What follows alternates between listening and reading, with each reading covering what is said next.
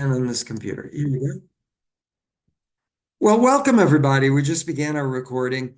If you are at home watching this, the pre-recorded version, welcome, or on live, welcome to all of you guys. Today we're going to be talking pretty much about hills, which will be in our newsletter next week.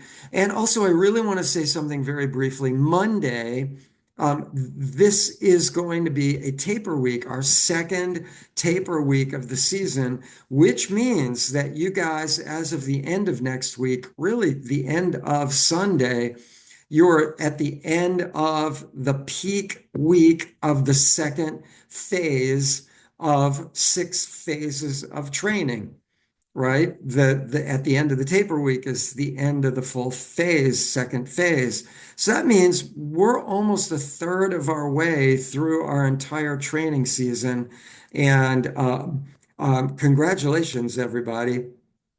So that said, taper is really an important element. Every so often, you need to, you're peaking for like 2 or 3 weeks. You taper, you do like 40 to 50% less volume overall across the entire week. And then you start peaking again higher, taper again, same deal. In these little interval tapers along the way every 2 to 3 weeks. And then you build higher and higher and higher and higher. And in doing so, you rebuild muscle tissue that gets broken up, these tiny little filaments, mostly almost all protein. Um, and you also rebuild hormone levels, which enable you, like human growth hormone, enable you to rebuild muscles tissue by rebuilding cells, right? So this is really a critical time, taper week, that's coming up starting on Monday. So I just wanted to throw that in a little. I know we had a whole lecture that discussed taper earlier in the season.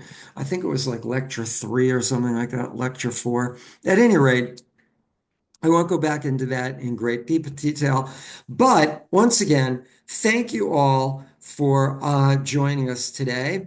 There you go. And here's today's lecture. I want to suggest to all of you that you open your mind about how we do things in terms of running, run walking, and walking. Okay? All three. This goes out to all of you. Um, you know, um, we're going to talk about this a little more, but open your mind about how you do hills. Okay. And that's part of what we're going to be discussing today. The 3 H's from hell for us endurance athletes are heat, hills, and headwinds. Um, Basically, heat, hills, and headwinds, the 3 H's from hell, all three of them. When the H's go up, the pace goes down. Simple as that. When the heat goes up, the pace goes down. When the hills go up, the pace goes down. Same thing with headwinds. What happens is heat, hills, and headwinds cause your heart rate to go higher. There are other things that do that as well, such as fatigue from lack of sleep will start your run walk or run walk at a slightly higher heart rate because your body higher heart rate because your body's already fatigued. Pardon me. And so if your heart rate is going to be a little higher and your focus is on building endurance, which you know from past lectures is all about lower heart rate, zone 2, easy pace. That's what we're talking about here. Zone 2, easy pace, same thing. That's where you build endurance, right?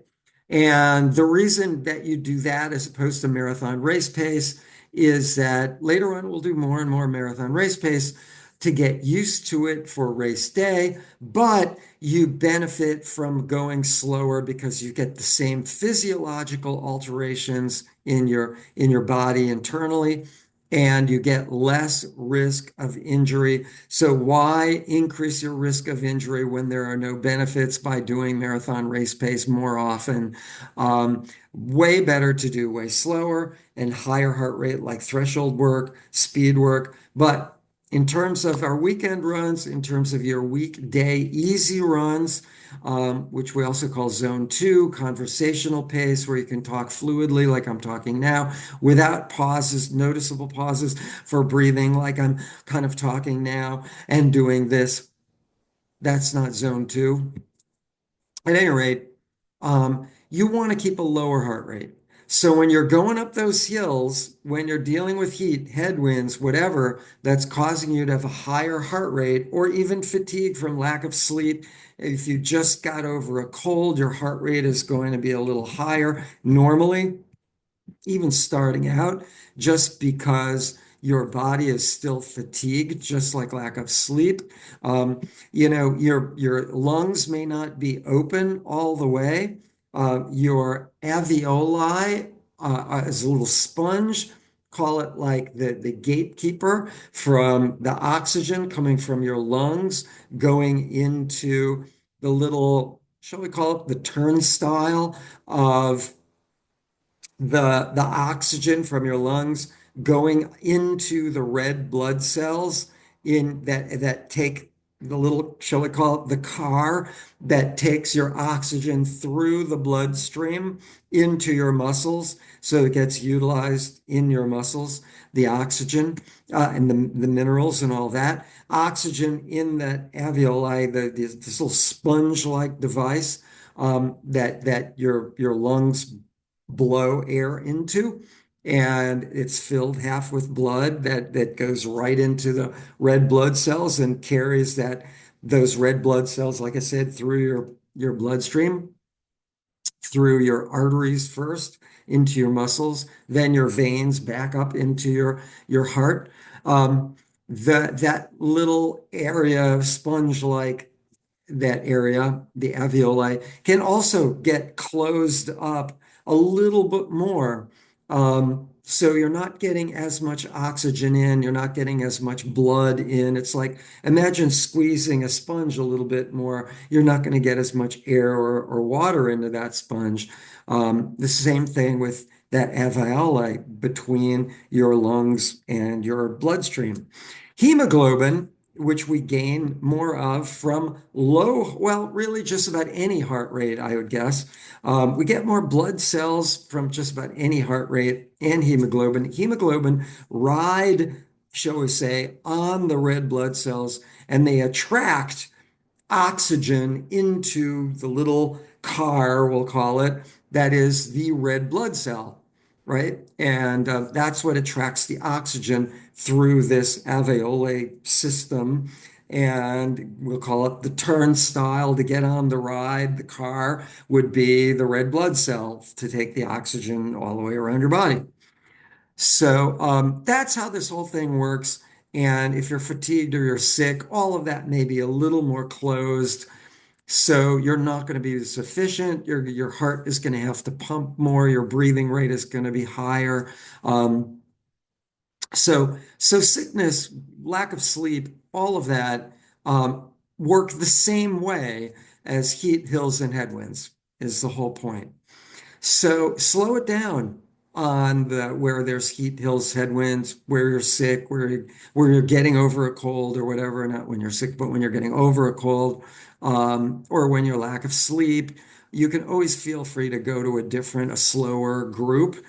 But especially with heat, hills, and headwinds, your group should be slower with those three H's from hell for us runners, shall we say.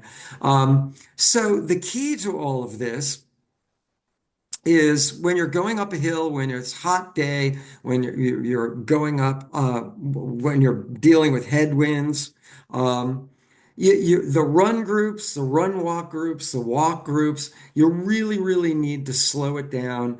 Run like groups 5 through 10, can do some walking. Listen to your breathing. That is the absolute key. And you're going to hear me talking about this again with the hills and the first 6 miles of the LA Marathon.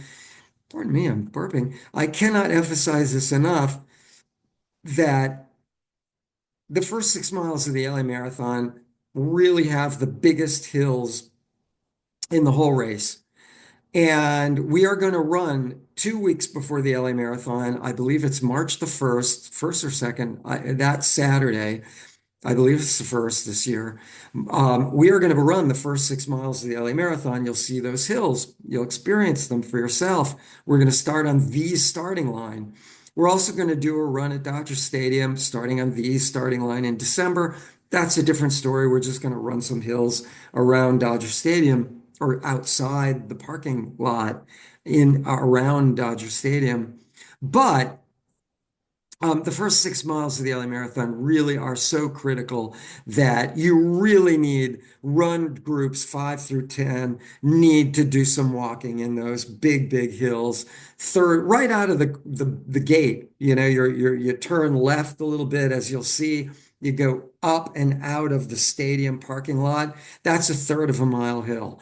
Then you run down to the Third Street and you go up Third Street. That's a half mile. You go over a little First Street. Now it's kind of the same hill going up to the Disney Hall. I know I've talked about this before. I need to talk about it again. There will be another lecture that's already online talking about this.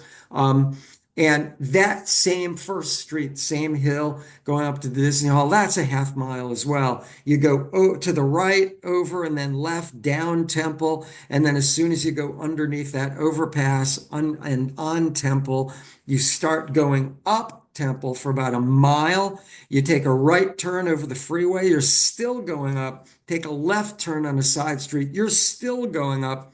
It's about a mile and a third of solid, unrelenting uphill in that area before you go down to Echo Park Pond. And the end of Echo Park Pond, there's a tiny little hill going up to Sunset. Those are big hills. If you get to mile 20 on Sunset, um, and you're tired because you ran up those hills or run walk groups, you maintained your run walk ratio without doing more walk and throwing that ratio out the window and doing more walk up those hills and listening to your breathing before you start doing a little run again, maybe only for a few feet, then walk, right? Got it? Then run for a few feet, then walk, you know? But if you don't do that, and walkers, if you don't stop or walk very, very, very slowly up those hills, listening again to your breathing rate, your breathing is indicative of what your heart rate does. If your heart rate is elevated, what happens? We're going to talk about this in the next frame. You raise your heart rate above your aerobic levels and you're depleting glycogen. We'll talk about in the next slide even more. But you guys really, really, really need to open your mind about doing it different when it comes to those hills in the first 6 miles of the LA Marathon. It all goes out the window. Pace, ratio of run walk, walk pace, it all goes out the window because for all of you, it's all about the same thing. It's about heart rate. And your heart rate's too high, mile 20, you are going to be in trouble. And you got 20 miles left to go. Got the picture? So don't do that. That's why I'm doing this discussion over and over and over. And then we're going to run the area. And we're going to have that lecture before we run that area too, live.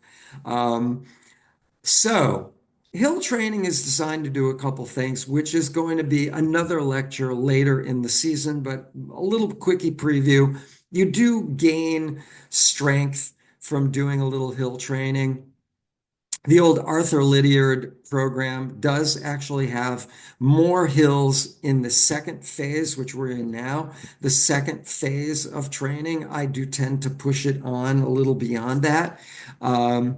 But it's a great way to develop strength going up the hill. And for us, with the first 6 miles of the LA Marathon, learn how to do hills via run, walk, or walk, where we just open your mind, throw it all out the window, forget pace, forget the ratio. I know I've said this a billion times, even tonight alone. I cannot emphasize that enough. This Saturday, we go 10 miles. Some of that is going to be uphill. I did, by the way, change the route a little bit. It's the same link, but the route is reversed. So check out the new version. It's basically the exact opposite of what we did before. We start by going down the pier rather than ending going up the pier. That's another story. We're going down into Venice and then out and around to Santa Monica on the bike path rather than the reverse. Anyway, um, let me go to the next slide really quick and I'll come back to this. As we discussed before, your heart rate, as it goes up and up and up, this line here is heart rate from this particular individual who is a pretty experienced runner. You'll note the baseline down here, we'll call this the stress line. It is actually a line calculating or defining lactate blood levels. But lactate blood levels really, we'll call it stress levels because the higher your heart rate, or the higher the stress level, shall we say, the higher your blood lactate levels. And this person during the aerobic phase has a pretty good what we call baseline where it's really not going up very much, but you can see up here it goes up, skyrockets. So once again, aerobic, that's where you're building endurance. Really, the lower end of this more than anything, heart rate is really the key. One for this person is 114 to 120, but that's this person. If you have a bigger heart or a smaller heart, your numbers are going to be different, even though you may have the identical ability to this person whose line you're looking at. So you really can't calculate what your heart rate will be based on someone else's. Because someone else's may have, like I said, this totally different heart rate and the same identical ability. So you really need to calculate your own. But just looking at your heart rate when you're going at easy pace for a long, long time, you'll get a pretty good idea if you're wearing a heart rate monitor, what that heart rate will be, which is a good indicator of where you want to stay. Better than pace, because what I'm just saying is you go up a hill, the pace needs to slow down. Heart rate could be stable, right? Especially early in the race. You want your heart rate more or less stable. With dehydration and fatigue, as you go farther and farther and farther, your heart rate's going to go higher and higher and higher and higher. And so another reason to start slower, because as your heart rate goes up and up and up, you want to build endurance on these long training runs. And during training runs, you don't want to end up with your heart rate so high, you're no longer building endurance because your heart rate is too high, right, to build endurance because you're fatigued, your heart rate's going higher and higher as you progress.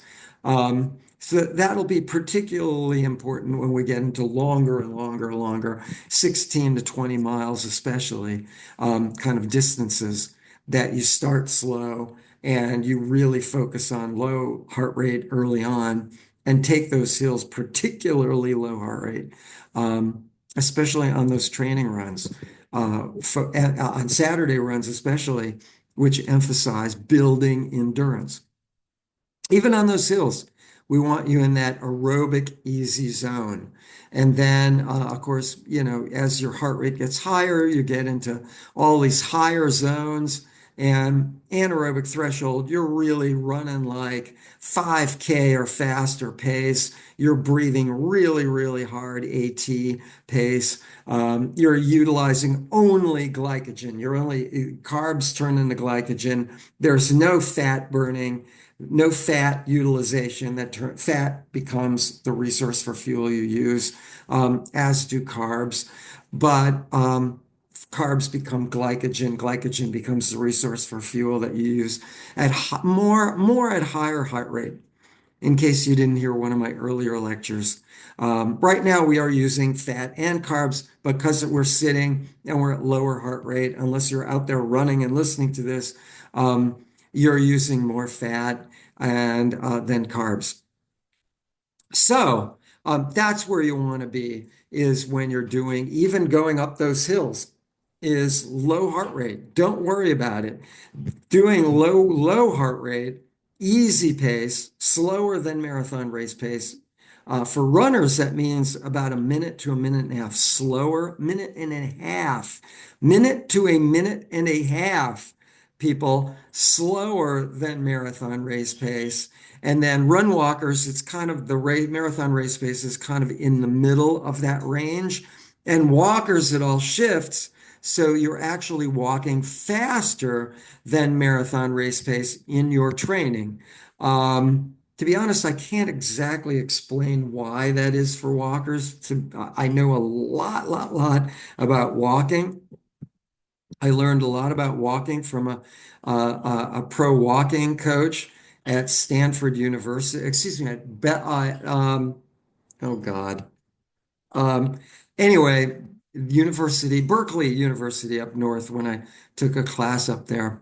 At any rate, um, so there's that. Let's go back here. There we go. Whoop, too far. Good. So, hill training is really about building strength and also learning about doing the hills at a lower or heat or headwinds at a lower intensity level just to get through them, to get up them, whatever. And I know this is blasphemy that God forbid run only groups should ever do any walking. How dare I? I should be put to death by the guillotine immediately. But you know, there is that first 6 miles of the LA Marathon, and you need to learn to how to deal with hills.